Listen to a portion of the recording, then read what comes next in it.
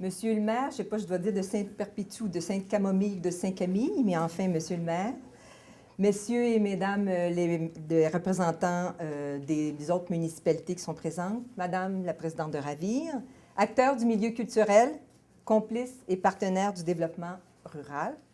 C'est avec plaisir que j'ai répondu à l'invitation de Ravir de prendre la parole dans le cadre de ce premier atelier sur l'art et la culture pour le développement durable des communautés rurales.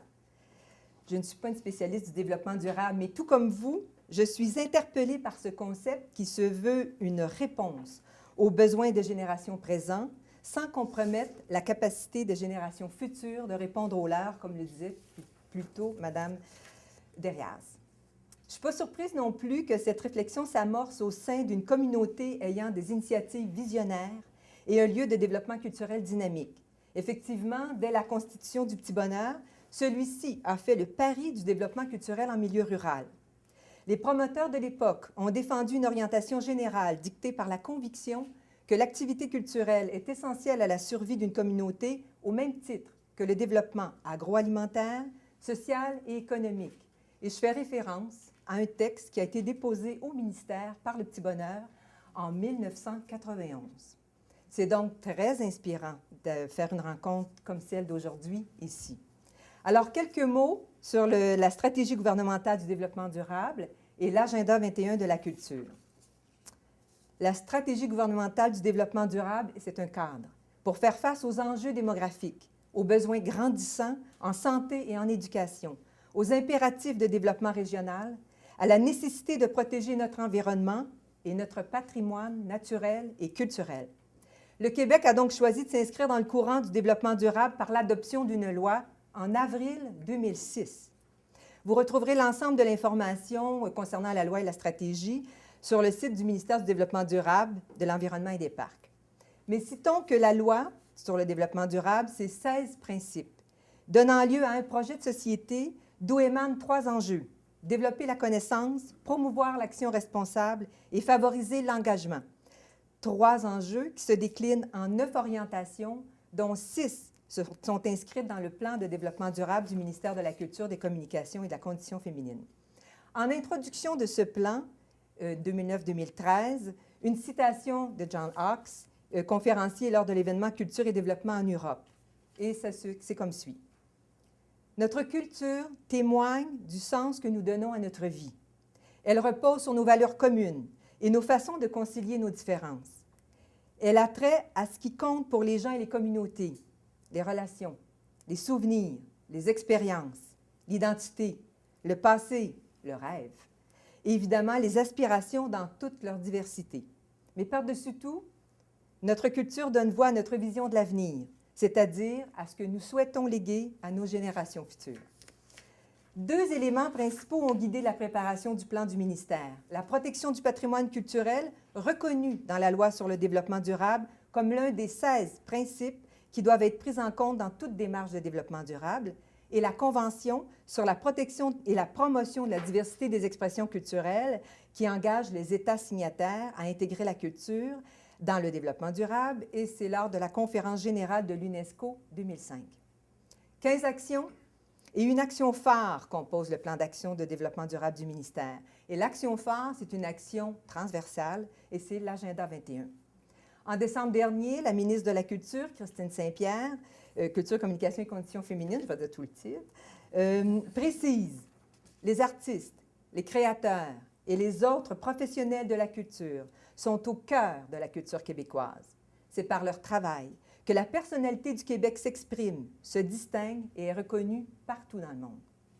L'enjeu: prendre connaissance que sa culture est aussi un atout majeur du Québec pour assurer son développement, et ce, dans toutes ses dimensions: identitaire, économique, sociale, territoriale, écologique, internationale.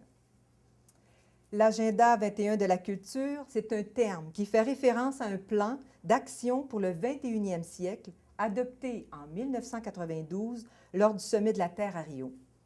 Depuis, 2 Agendas 21 basés spécifiquement sur la culture ont été adoptés dans le monde. Le premier en 2004, dans le cadre du Forum universel des cultures de Barcelone, à l'initiative de cités et gouvernements locaux unis. L'autre en 2007, par l'Union européenne qui regroupe 27 États membres. L'Agenda 21 de la culture pour marquer le passage à un nouveau cycle de l'évolution de la mission du ministère.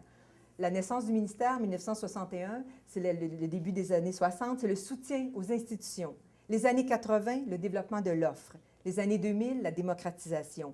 Et maintenant, c'est la participation citoyenne et de planifier l'intégration à part entière de la culture dans la démarche de développement durable.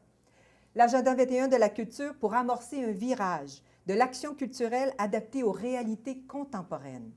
L'Agenda 21 de la culture pour promouvoir une vision du développement culturel qui s'inspire de 3 concepts clés du développement durable, l'équilibre, le long terme et la responsabilisation. L'Agenda 21 de la culture pour mettre en évidence le rôle global de la culture dans le développement social québécois.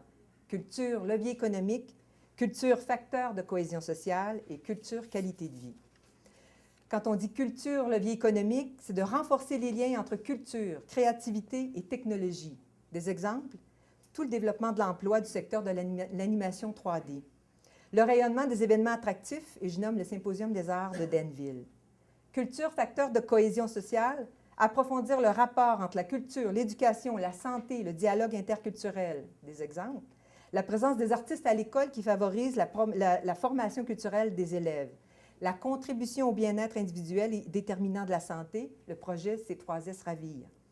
L'intégration des influences culturelles, je nomme MOPER qui allie le savoir-faire du Québec avec la sonorité cubaine, ou encore le festival Mascalor. Le maillage ou les ponts entre organismes communautaires et artistes et travailleurs, le projet Moisson-Estrie, Culture du cœur, dont vous avez sûrement entendu parler. Culture, qualité de vie. Sur le plan environnemental, reconnaître que notre qualité de vie dépend autant d'un rapport harmonieux à la nature que l'environnement construit. Des exemples? Le petit bonheur, revitalisation des communautés. Loisirs culturels ou formation des jeunes, tout ce qui se passe au camp musical. Le schéma d'aménagement qui fait une place à la protection des paysages ou encore, si vous avez vu la semaine dernière, l'enjeu au granit qui est la protection de la réserve du ciel étoilé. La mise en valeur du patrimoine par la reconversion de lieux de culte en lieux culturels ou encore d'un presbytère en lieu de résidence pour personnes aînées. Le tourisme culturel, le chemin des cantons qui passe ici à Saint-Camille. Comment l'Agenda 21? Plusieurs étapes. On est dans celle qu'on nomme dialogue, c'est-à-dire réalisation d'activités par les membres du comité de liaison qui sont sur le site et qui font différentes discussions pour l'élaboration de promotions préliminaires, pour ensuite acheminer vers le Forum national au printemps 2011 pour la formulation, de voir les idées des propositions. Et finalement, une rédaction pour une mise en œuvre à l'automne et au courant de 2011-2012, soit une charte d'engagement, une entente de partenariat ou encore des plans d'action sectoriels. Les résultats attendus de l'Agenda 21. Renouveler notre compréhension du rôle de la culture.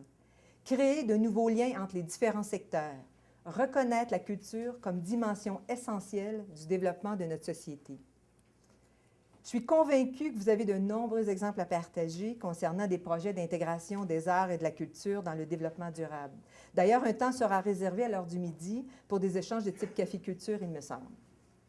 La particularité de cette journée qui souhaite valoriser les actions du développement durable des communautés rurales est une initiative qui s'inscrit parfaitement dans la prise en charge citoyenne du devenir de son milieu.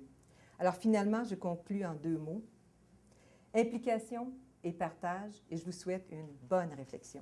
Bonne journée. Merci.